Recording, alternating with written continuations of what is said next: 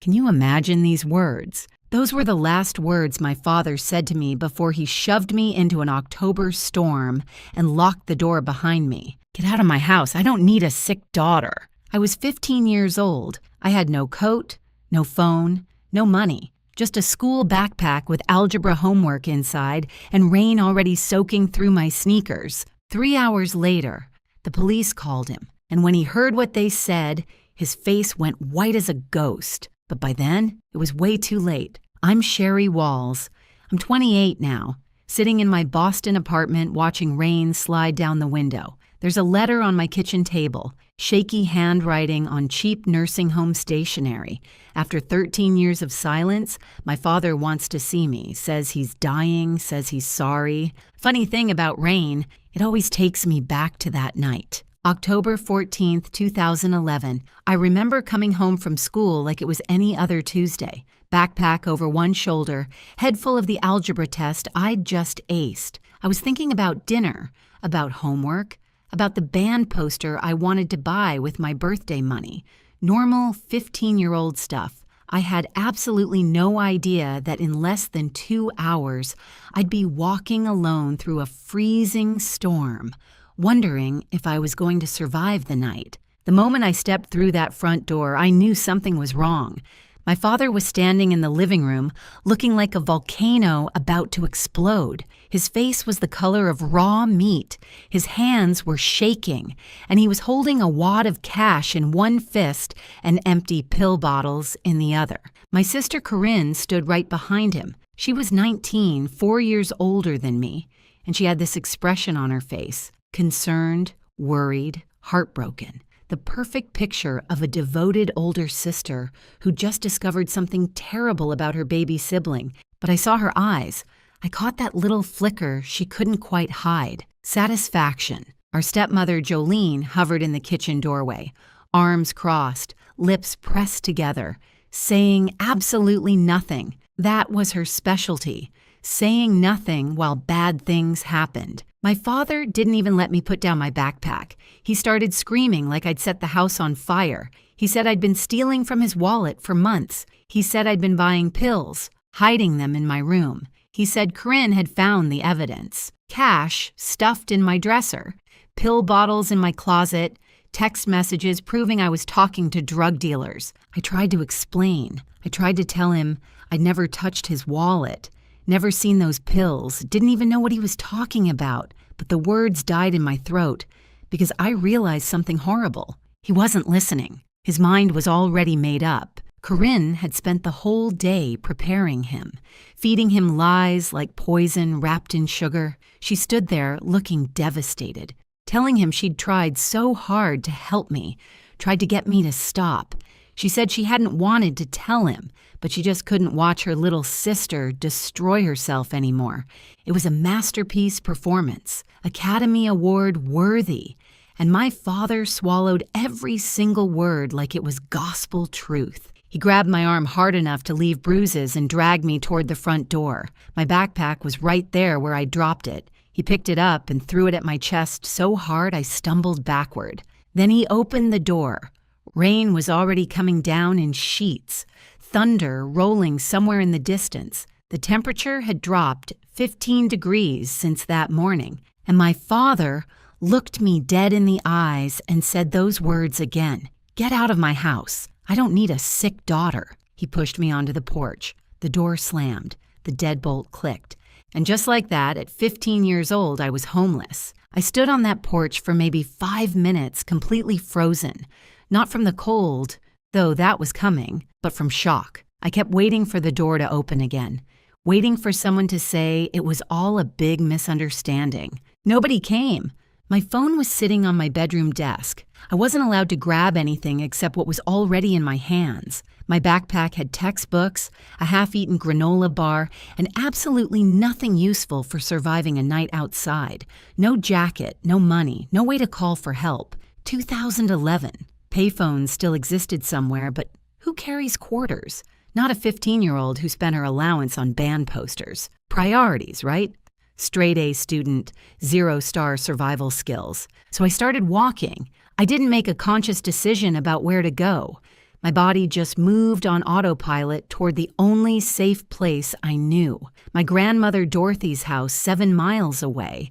My mom's mom, the one person who always looked at me like I mattered. 7 miles doesn't sound like much when you're driving. When you're walking through freezing rain in canvas sneakers with no coat, it might as well be 700. Route 9 stretched ahead of me, dark and slick with rain. Cars splashed past without slowing down. I was just a shadow on the roadside, a shape nobody wanted to look at too closely. After the first mile, my clothes were soaked through to my skin. After the second mile, I couldn't feel my fingers anymore. After the third mile, my teeth were chattering so hard I thought they might crack. But I kept walking. What else could I do?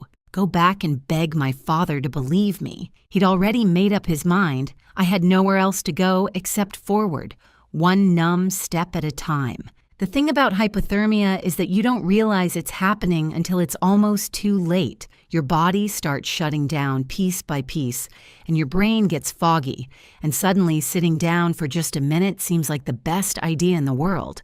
Just a quick rest, just until you catch your breath. I made it 4 miles before my legs gave out. There was a mailbox up ahead. I remember thinking I'd just lean against it for a second, catch my breath, then I'd keep going. Grandma's house was only 3 more miles. I could make it, but my knees buckled before I got there. The gravel came up fast, and then everything went dark. 3 hours after throwing his daughter into a storm, my father's phone rang. The voice on the other end was cold and professional. Officer Daniels with County Police. There'd been an incident. His daughter had been found unconscious on Route 9, hypothermia. She was being transported to County General Hospital. And one more thing, sir. Child Protective Services has been notified. A caseworker is already on site. We have some questions about why a 15-year-old girl was walking alone in a dangerous storm with no coat and no phone. We're going to need you to come down to the hospital and bring whatever evidence you have. My father's face went pale as bone. I know because the hospital staff told me later. They said he looked like a man watching his whole life crumble in slow motion. Corinne was standing right next to him when he got that call. And for the first time, her perfect mask slipped, just for a second. But it was enough, because here's the thing about that night, the thing that changed everything. The woman who found me unconscious on that roadside wasn't just some random stranger driving home. Her name was Gloria Hensley, and she'd spent 35 years working for Child Protective Services. She'd seen every kind of abuse, every kind of neglect, every kind of lie that parents tell about their children. She knew exactly what she was looking at when she found a teenage girl in the rain, with no coat and no phone and no one looking for her, and she wasn't about to let it slide. My father thought he was getting rid of a problem that night, thought he was cleaning house, cutting out the bad apple, protecting his family from a sick daughter who didn't deserve his love. But what he actually did was light a fuse, and he had no idea what was about to explode. Before we continue, if you're enjoying this story, please subscribe and tell me in the comments where you're watching from and what time is it there. I see everything. Thank you so much for your support. Now, to understand what happened that night, to really understand why my sister did what she did, I need to take you back to when everything started falling apart. My mother, Patricia, died in 2006, cancer. I was 10 years old. Corinne was 14. One day, we had a mom who made pancakes on Sunday mornings and braided my hair for school pictures. The next day, we were standing by a hospital bed watching machines beep slower and slower until they stopped altogether. My father didn't handle it well. That's putting it mildly. He basically collapsed in on himself like a dying star, went to work, came home, sat in his recliner, stared at nothing. The house could have burned down around him, and I'm not sure he would have noticed. So Corinne stepped up. At 14, she became the one who cooked dinner and signed permission slips and made sure I got to school on time. She became the responsible one, the mature one, the daughter my father could lean on.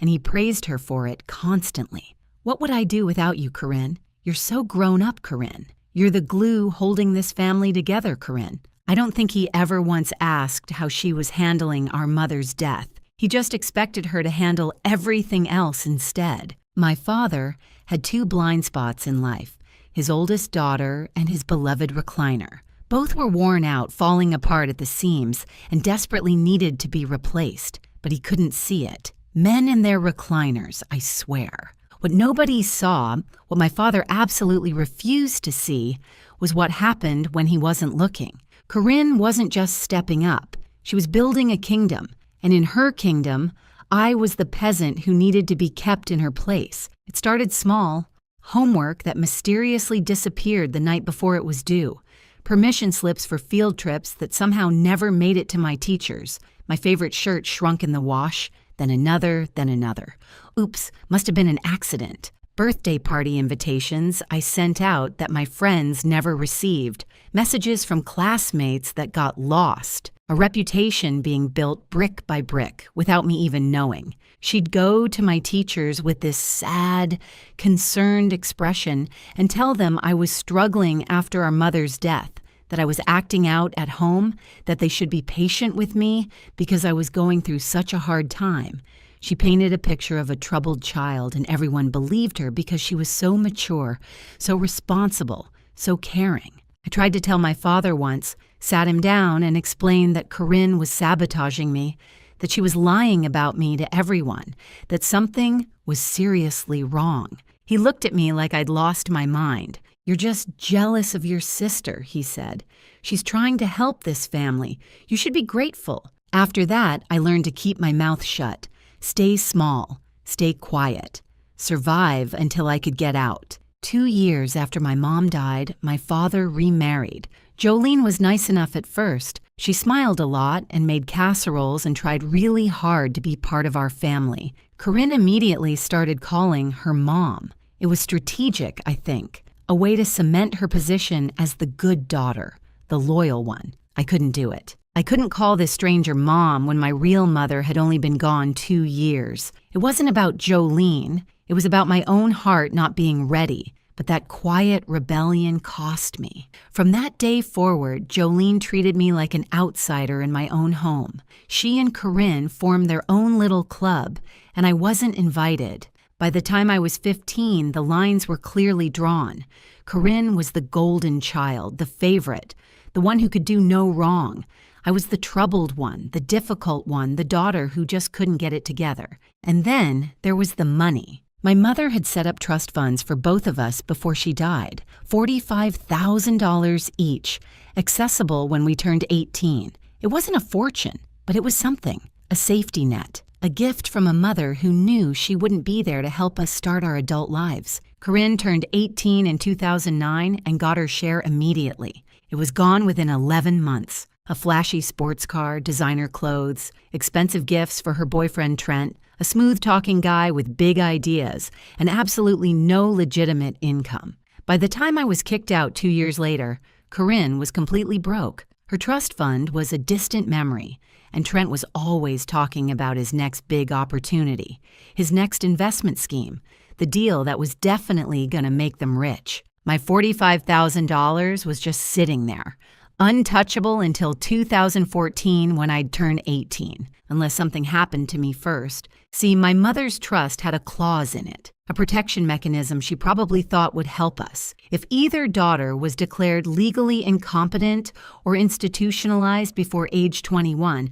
her share would be managed by a court-appointed family guardian until she recovered. Corinne and Trent figured out what that meant. If I got institutionalized for substance abuse, say because my father found pills and cash and evidence of drug dealing in my room, then someone would need to manage my trust fund on my behalf.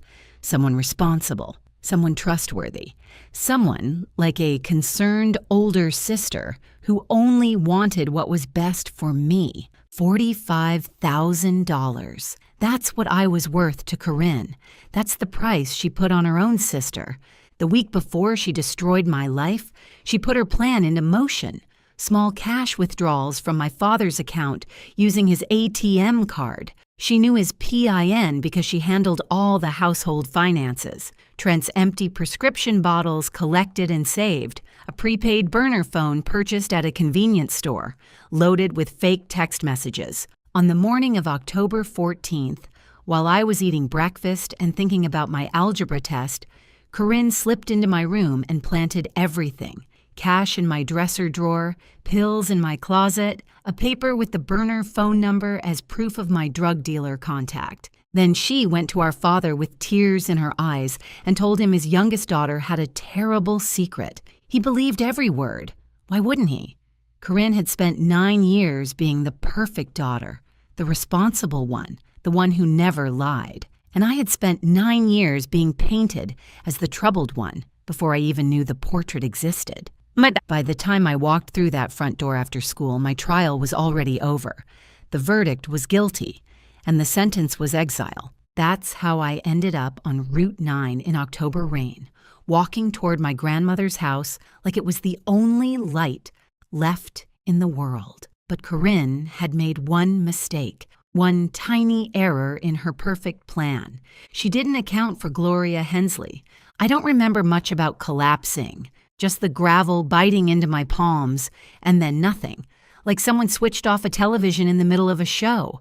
What I remember is waking up, fluorescent lights, the smell of antiseptic and industrial floor cleaner, a scratchy hospital blanket tucked around me like I was something fragile, something worth protecting. I hadn't felt that way in years, and there was a woman sitting beside my bed, silver hair pulled back in a neat bun, reading glasses perched on her nose, a paperback novel closed in her lap. She looked like someone's grandmother, the kind who baked cookies and always had tissues in her purse. But her eyes were sharp, observant, cataloging everything they saw. Her name was Gloria Hensley.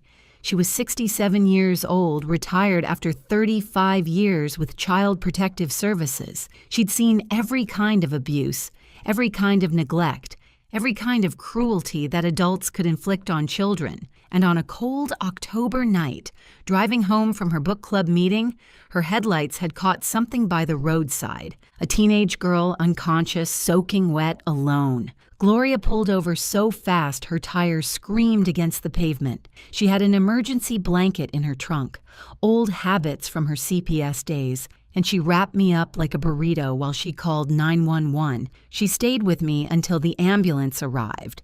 She followed the ambulance to the hospital, and when I woke up 4 hours later, she was still there. That woman might have saved my life, not just because she found me before the hypothermia finished what the storm started, but because she was exactly the right person at exactly the right moment. She handed me a cup of coffee when I opened my eyes. Hospital cafeteria coffee, the kind that tastes like regret brewed at 200 degrees. "This is terrible," she said, "but it's warm." I laughed, actually laughed, and for the first time in hours, maybe days. She smiled back, this knowing, gentle smile that said she understood more than I realized. "There she is," she said, "now.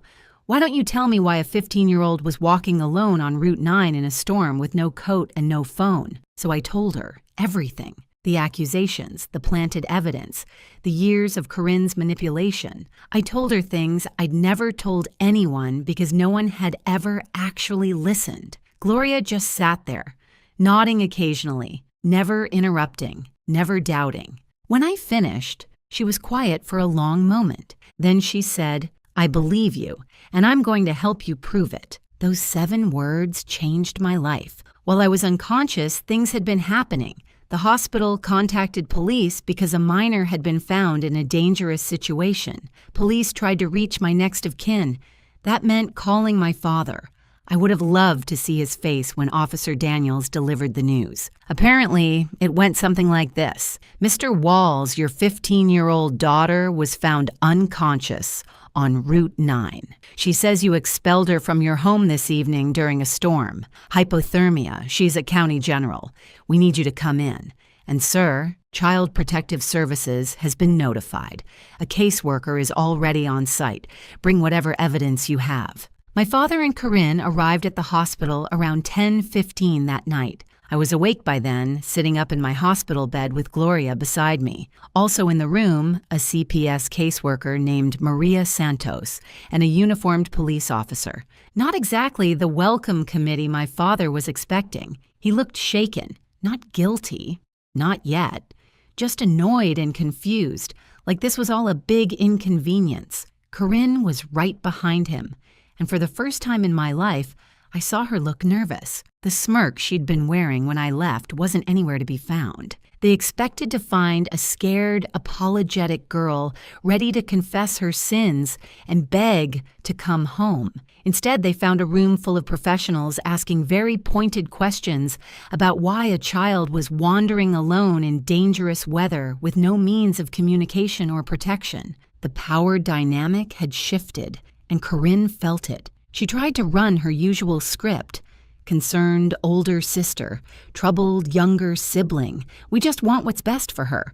But Maria Santos wasn't buying it. 30 years of social work had given her a finely tuned radar for deception, and Corinne was setting off every alarm. Then my grandmother arrived.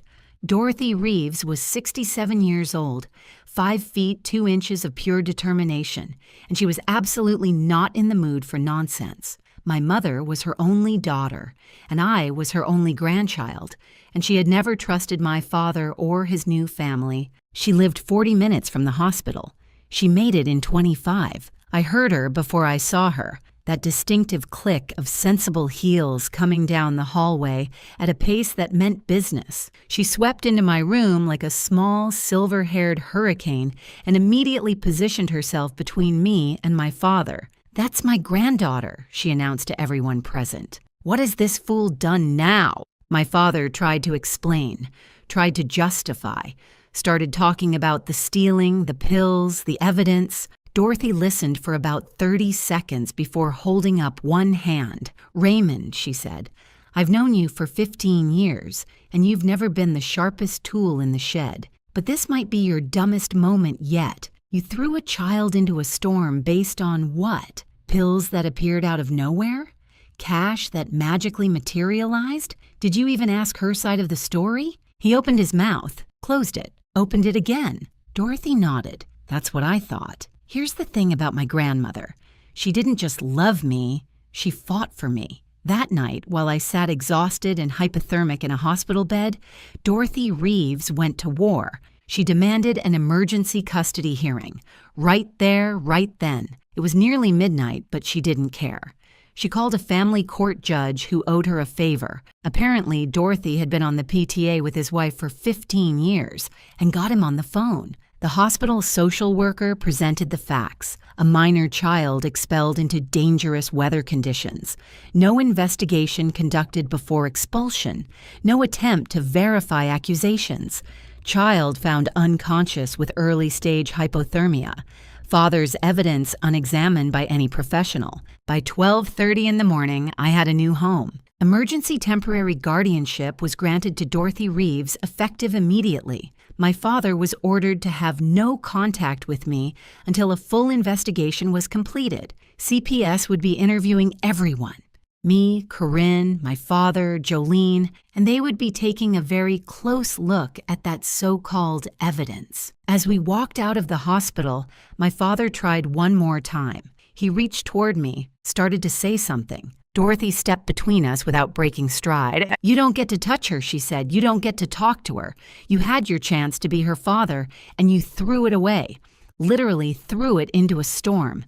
Now we're leaving." She guided me out to her old Buick, the one she'd been driving since before I was born, helped me into the passenger seat, tucked another blanket around me even though the car heater was already blasting. I looked at her with tears streaming down my face. "Grandma, I don't even have clean clothes.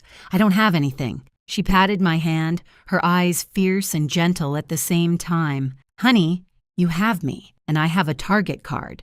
Tomorrow we shop.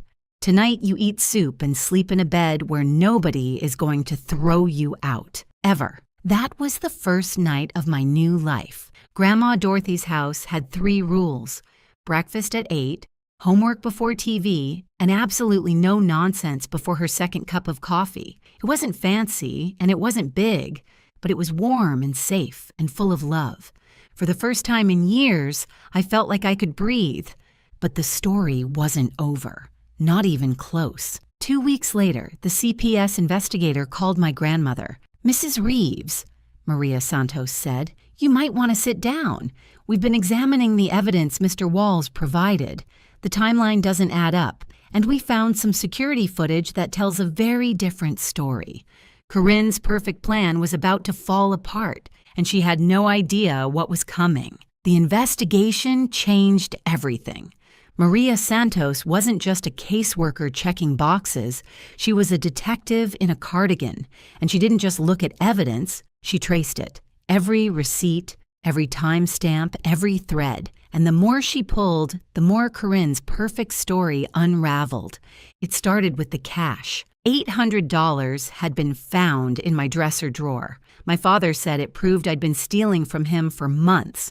Open and shut case, right? Except Maria Santos actually checked the bank records. That $800 came from a single ATM withdrawal on October 14th, the same day I was kicked out. The bank provided surveillance footage from the machine. Timestamp, 2:47 in the afternoon. The person on camera wasn't me. It was Corinne, clear as day. Same jacket she'd been wearing that morning. Same ponytail. Same car parked in the background. Her white sedan with the dent in the bumper from when she'd backed into a mailbox the previous summer. Here's the thing about alibis. Mine was airtight. At 2:47 p.m. on October 14th, I was sitting in fifth period chemistry class, learning about molecular bonds. The school attendance system showed me present until 3:15. My teacher remembered me asking a question about covalent electrons. I couldn't have made that withdrawal. Physically impossible. I was in a classroom 12 miles away, surrounded by 30 witnesses and an electronic check-in system. Corinne thought she was so clever. But here's the thing about being a criminal mastermind. You actually have to be smart. She used our father's ATM card without considering that banks have cameras. She made the withdrawal in the middle of the afternoon without checking if I had an alibi. She bought the burner phone at a convenience store 2 blocks from her gym, on camera in her yoga pants, with her car visible in the parking lot. Some masterminds wear capes. Corinne wore Lululemon, and she got caught because she couldn't be bothered to drive an extra 10 minutes. Then there were the pills. The bottles planted in my closet were traced back to a prescription for Trent Barlow, Corinne's boyfriend, the one with all the big ideas and no legitimate income. Anxiety medication, prescribed by his doctor, filled at the pharmacy on Oak Street. Maria Santos called that pharmacy. Interesting finding.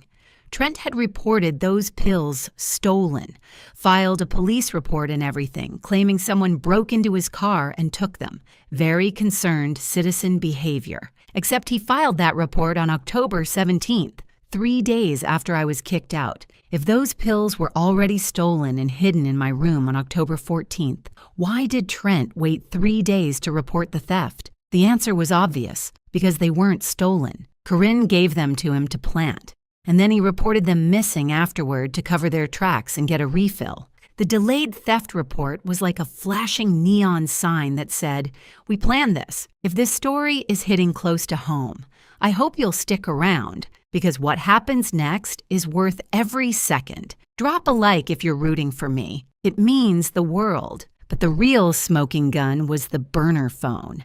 The fake drug dealer texts came from a prepaid phone purchased at a convenience store on October 10th, 4 days before everything went down. Maria Santos tracked down the store and requested their security footage. The buyer was a young woman, brown hair and a ponytail, athletic build, paid cash, but her car was clearly visible through the window, a white sedan, with a dent in the bumper.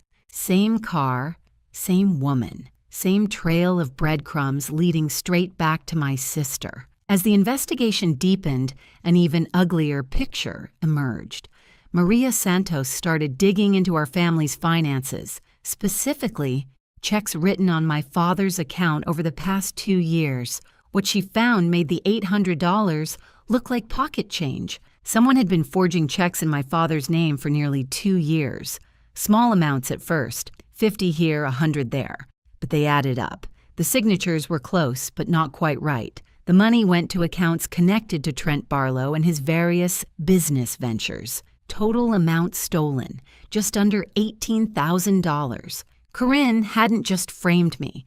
She'd been robbing our father blind for years, and she needed me gone before anyone noticed. My grandmother, Dorothy, wasn't about to let this slide.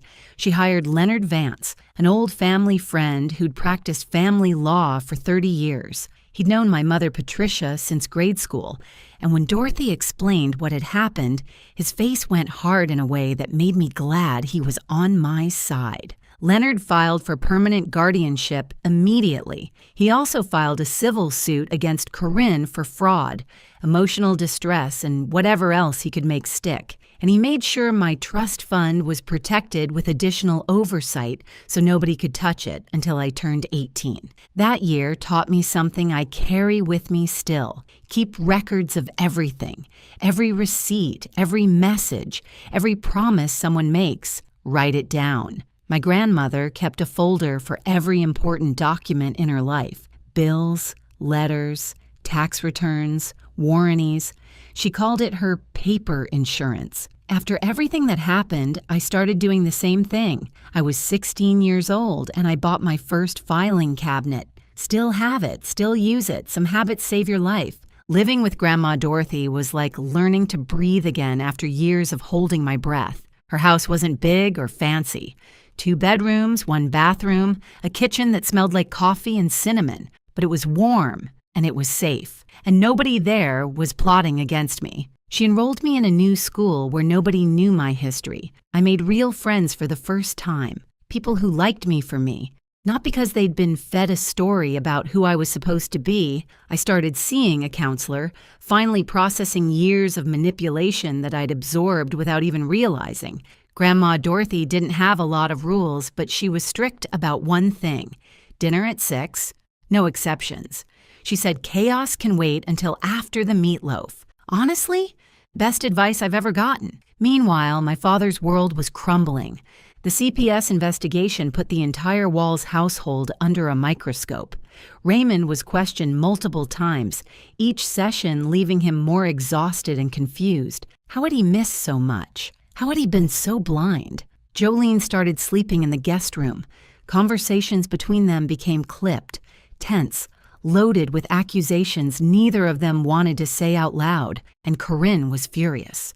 Not sorry, and never sorry. Just angry that her plan had fallen apart. She blamed everyone but herself. The CPS investigator was biased. The bank footage was misleading. Trent's prescription records were a misunderstanding. The golden child's crown was slipping, and she couldn't stand it. Leonard Vance spent months building an airtight case. Bank records, surveillance footage, pharmacy documents, phone purchase receipts. He collected witness statements from Gloria Hensley, from my teachers, from neighbors who'd noticed Corinne's car coming and going at odd hours. Even some of Corinne's former friends came forward. Turns out she'd burned a lot of bridges over the years, and people were happy to share stories about her lies, her manipulation, her casual cruelty. The court date was set for March 2012. But 1 month before the hearing, something unexpected happened. Trent Barlow got arrested in Nevada. Federal marshals picked him up for running the same investment scam in 3 different states. Over $400,000 stolen from victims who trusted him with their savings. He was facing serious federal charges, possibly 15 years in prison. His lawyer made a phone call the next day. Trent was ready to cooperate, ready to make a deal. Ready to tell the truth about everything, including his girlfriend, Corinne, and what she'd done to her little sister. The walls were closing in, and Corinne had nowhere left to run. Trent Barlow was many things: a con artist, a liar, a man who'd built his entire life on other people's trust and money. But he wasn't loyal. The moment federal prosecutors offered him a reduced sentence in exchange for cooperation, he sang like a canary with a record deal. His written statement was 12 pages long. He confirmed everything. The plan to frame me had been Corinne's idea from the beginning. She'd been stealing from our father for nearly 2 years, funneling money to Trent for his investments. When she realized her theft was getting harder to hide, she decided she needed a scapegoat. That scapegoat was me. Corinne figured I was the perfect target. The troubled younger sister, the one who'd never fit in, the one nobody would believe. She told Trent that getting me institutionalized would solve 2 problems at once. She'd have someone to blame for the missing money, and she'd get access to my trust fund as my guardian. $45,000. That's what she planned to steal from me while I sat in some facility, drugged and discredited and completely alone. Trent wrote it all down, the planning sessions, the pill bottles he provided, the burner phone Corinne purchased, the morning she planted the evidence in my room. He even included text messages between them from the days leading up to October 14th. Messages that proved this wasn't impulsive. It was calculated, premeditated, cold. His final line stayed with me. Corinne said her sister was a nobody who wouldn't fight back. She was wrong. March 2012. Family court. I'd been living with Grandma Dorothy for 5 months by then. I'd gained weight, the good kind, the kind that comes from regular meals and actual sleep. I'd made honor roll at my new school. I'd started to remember what it felt like to be a normal teenager. But walking into that courtroom, I felt 15 again, scared and small and wondering if anyone would believe me. Grandma Dorothy squeezed my hand. Leonard Vance nodded reassuringly. And Gloria Hensley was there too, sitting in the gallery, wearing the same reading glasses and the same fierce expression she'd had the night she found me. The hearing was supposed to be about guardianship, simple stuff, making Dorothy's temporary custody permanent, establishing support obligations, that kind of thing. But it turned into something much bigger. The district attorney had gotten involved. With Trent's confession and the mountain of evidence Maria Santos had compiled, this wasn't just a family court matter anymore. There were criminal charges on the table. Corinne sat on the other side of the courtroom with a public defender she'd met an hour before. She looked smaller than I remembered, paler. The confident golden child who'd controlled our household for a decade now looked like exactly what she was, a scared young woman whose lies had finally caught up with her. Our father sat alone in the gallery.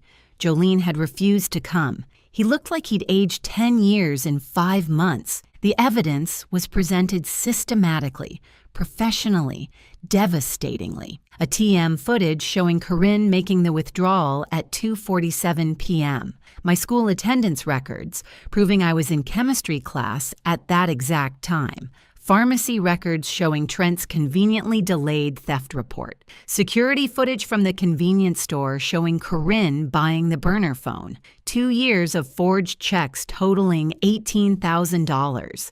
And Trent's confession.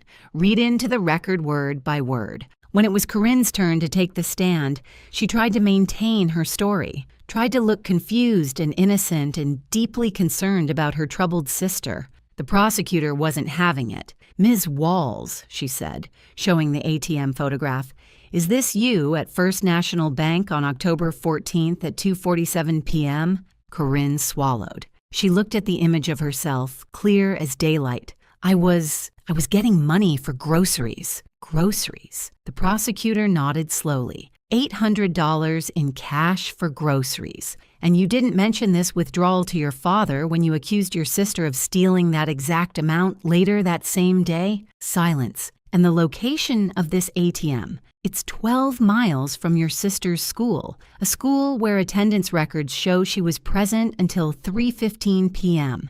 Can you explain how she could have made this withdrawal while sitting in chemistry class? More silence. Corinne's public defender objected, but there was nothing to object to. The evidence was the evidence. Facts didn't care about her feelings. Then they called Jolene. My stepmother looked like she wanted to be anywhere else on earth. She'd spent years staying quiet, staying neutral, not getting involved. But this was a courtroom, and she was under oath. And suddenly, staying quiet wasn't an option anymore. The prosecutor asked her about the morning of October 14th. Did she see anything unusual? Jolene's voice was barely above a whisper. Corinne went into Sherry's room that morning around 7 a.m. She said she was borrowing a hair tie. Did she come out with a hair tie? No. She came out empty-handed. And did you notice anything else in the days before the incident? Jolene closed her eyes. She looked like she was bracing for impact. 2 days before, I overheard Corinne on the phone with Trent. She said, "Everything is in place." And then she laughed. The courtroom went absolutely still. When they called our father to testify, I almost felt sorry for him. Almost. He had to explain why he expelled his 15-year-old daughter into a storm without investigating the accusations against her. Had to admit he never checked the bank records himself. Never questioned why Corinne suddenly discovered this evidence. Never asked for my side of the story. His voice cracked when he said, I trusted her. She's my firstborn. She was always the responsible one. I thought he couldn't finish. Judge Patricia Morrison had been on the bench for 30 years. She'd seen ugly custody battles, bitter divorces, families torn apart by lies and money and pride. But I think even she was disturbed by what she'd heard. Her words cut through the courtroom like a blade. Mr. Walls, trust is not an excuse for negligence. You expelled a minor child into dangerous weather conditions based on unverified accusations. You made no attempt to investigate. You chose one daughter over another without evidence, without reason, without basic parental judgment. That is not parenting. That is abandonment. My father sat there, gray-faced, as she continued. Your older daughter engaged in a calculated, premeditated scheme to destroy her sister's life. She stole from you, lied to you, and manipulated you into participating in her cruelty.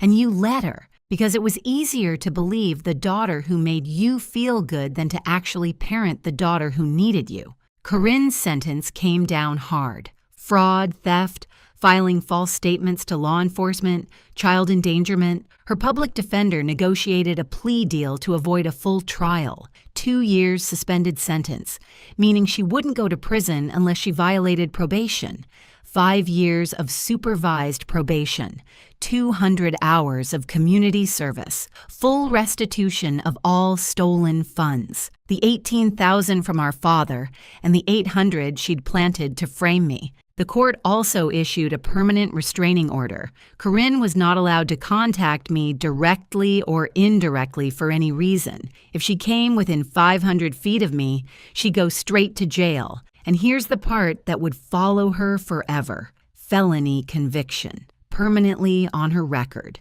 No more jobs in finance, no positions involving money or trust, no working with children or vulnerable adults. The golden child had a scarlet letter now, and it wasn't coming off. My father lost guardianship rights permanently. He was ordered to pay for my therapy and educational expenses until I turned 21. He was also ordered to establish a college fund from the restitution money. The community found out everything. Small towns talk. Within weeks, everyone knew what Raymond Walls had done to his younger daughter. Friends stopped calling. Neighbors looked away. His church group suddenly had scheduling conflicts whenever he tried to attend. Jolene filed for divorce 6 weeks later. She'd been complicit in my suffering, and she knew it, and she couldn't stand to be reminded of it every time she looked at her husband. The judge turned to me at the end. "Miss Walls," she said, "you've shown remarkable resilience in the face of extraordinary cruelty. The court grants full permanent custody to your grandmother, Dorothy Reeves. Your trust fund will remain protected until you reach 18, and I sincerely hope you have a better future than your past." I wanted to say something clever, something memorable. I wanted to say, "Your Honor, you should see me parallel park. That's the real test of character. But some jokes are just for yourself." And that moment was too big for humor. Instead, I just said thank you. As we walked out of the courthouse, my father tried one last time to approach me. "Sweetheart," he started, Grandma Dorothy stepped between us without breaking stride. Her voice was ice. "You don't get to call her that anymore. You lost that right when you threw her into a storm." We kept walking. I didn't look back. The sun was shining that day. March, in our part of the country, can go either way.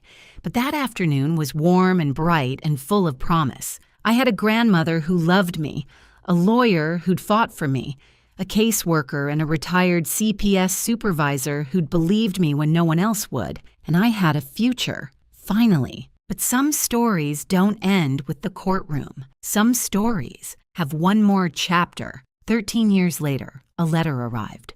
October 2024. I'm 28 years old now, and my life looks nothing like I imagined when I was 15, walking through a storm with nothing but a school backpack and soaking wet sneakers. I live in Boston. Beautiful apartment with a view of the harbor, morning light that streams through windows I actually chose myself. I'm a marketing director at a tech company. Good salary, good benefits, good people. I worked my way up from an internship, and every promotion felt like another step away from who I used to be. And I'm engaged. His name is Colin. He's a pediatric nurse, which tells you pretty much everything you need to know about his heart. We met at a charity event 2 years ago. I was there for work. He was there because he actually cared. He spilled wine on my dress, apologized for 10 minutes straight, and then made me laugh so hard I forgot to be annoyed. We're getting married in the spring. Life is good. Life is really genuinely, unbelievably good. Then the letter arrived. It came to my grandmother's address. Dorothy still lives in the same house, still sharp as ever at 80 years old, still following her 3 rules. Breakfast at 8, homework before TV, no nonsense before coffee. Some things never change. She called me, said something had arrived that I needed to see. Her voice was careful, neutral, the way she sounds when she's trying not to influence my decisions. I drove down that weekend. The envelope was plain white, cheap paper, with shaky handwriting I barely recognized. The return address was Maple Grove Care Center, a nursing home about an hour from where I grew up. I opened it at Dorothy's kitchen table with a cup of coffee going cold in my hands. "Dear Sherry," it began, "I know I don't deserve to ask anything of you. I know you have every reason to throw this letter away without reading it, but I'm asking anyway because I don't have much time left and I need to say this before I go. I'm at Maple Grove now. Had a stroke 2 years ago. Left side doesn't work so well anymore. Jolene is long gone. Took half of everything and moved to Florida with some accountant she met online. The house is sold. There's nothing left of the life I thought I had. Corinne came to see me last week. I wouldn't let her in the room. I can't look at her. I can't hear her voice without remembering what I did because of her lies. You're the only one I want to see. The only one I need to apologize to. I was your father, and I failed you in the worst way a parent can fail a child. I believed lies over truth. I chose comfort over justice. I threw you away like you were nothing. I know you owe me nothing. But if you can find it in your heart to come, just once, I'd like to tell you I'm sorry in person, before it's too late. Your father, Raymond." I sat there for a long time. The coffee got cold. The afternoon light shifted across the table. Dorothy didn't say anything. She just waited, the way she always had, letting me find my own way. 13 years of silence, 13 years of building a life without him. Did I owe him anything? No, I didn't. But I thought about my mother. I thought about the kind of person she'd raised me to be before she died. I thought about breaking cycles instead of perpetuating them. I decided to go. Not for him, for me. The nursing home was exactly what you'd expect. Fluorescent lights, industrial floors, the smell of disinfectant trying to cover up the smell of endings. My father's room was small. Single bed, one window, a television mounted on the wall playing something nobody was watching. He looked 20 years older than his actual age, 73, but he could have passed for 90. The stroke had taken something vital out of him, left him crumpled and gray and small in a way I'd never seen. He cried when I walked in. Couldn't speak for the first few minutes, just sat there with tears running down his face while I stood by the door, wondering if I'd made a mistake. Eventually, he found his voice. He apologized, over and over, stumbling over words, repeating himself because the stroke had taken some of his language too. He said he'd been blind, stupid, cruel. He said losing me was the worst thing he'd ever done.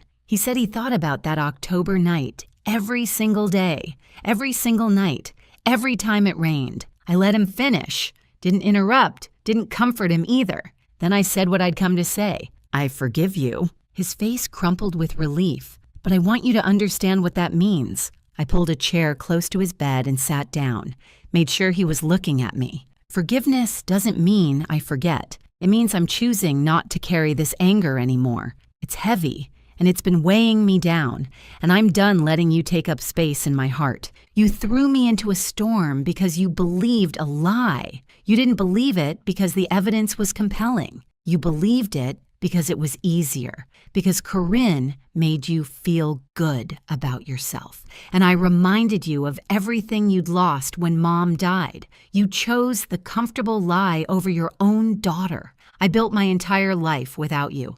I put myself through college. I built a career. I'm marrying a man who would never, ever throw me out in a drizzle, let alone a hurricane. I'm happy, but you need to live with what you did. That's not my burden to carry anymore. It's yours. He nodded, tears still streaming. I don't think he had words left. I know, he finally managed. I know. I just needed you to know I'm sorry. I needed to see you.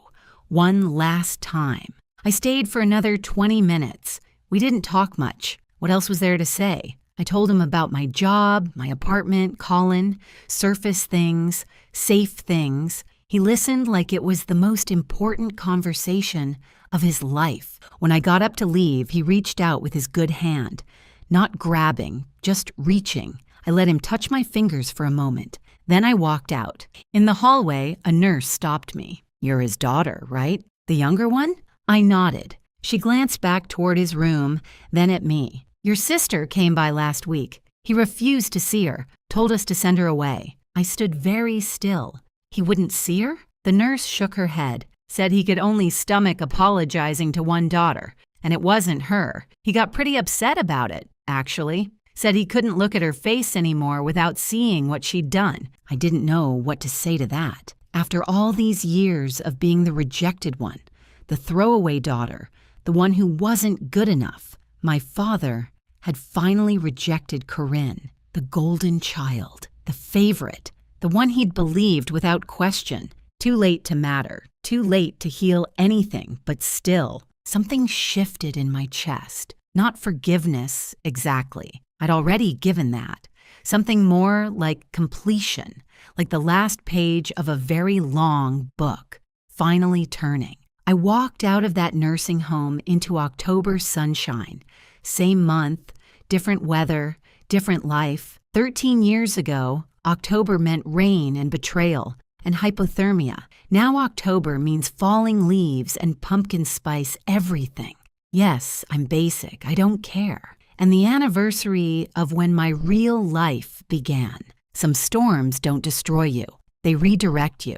That October night 13 years ago, I lost a house, but I found my home. I lost a father who didn't deserve me, and I found a grandmother who did. I lost a sister who never loved me, and I found myself. Colin was waiting when I got back to Boston. Takeout containers on the counter, bad movie queued up on the TV, that patient look he gets when he knows I need processing time. How'd it go? He asked. I dropped my keys on the table and leaned into him. I think I'm finally done, I said. I think I can let it go now. He wrapped his arms around me and didn't ask any more questions. That's the thing about Colin. He knows when to push and when to just be there. It's one of about 1,000 reasons I'm marrying him. Next spring, we're having the wedding at my grandmother's house. Small ceremony, close friends, good food. Dorothy's already planning the menu. Meatloaf is definitely on the list. And somewhere out there, Corinne is working night shifts and wondering where her life went wrong. My father is in a nursing home, alone with his regrets. Jolene is in Florida, pretending none of us ever existed. But me? I'm in Boston, building something beautiful. I've got a career I earned, a partner who loves me, a grandmother who'll probably outlive us all through sheer stubbornness. And yes, I finally got that band poster properly framed, the one I bought with my allowance the week before everything fell apart. I found the same one online a few years ago, paid way too much for it, hung it in my office where I can see it every day. Some things are worth waiting for. Thanks so much for watching. More of my most gripping stories are already on your screen. Click one now and don't miss the best part. You will love it. See you in the next story.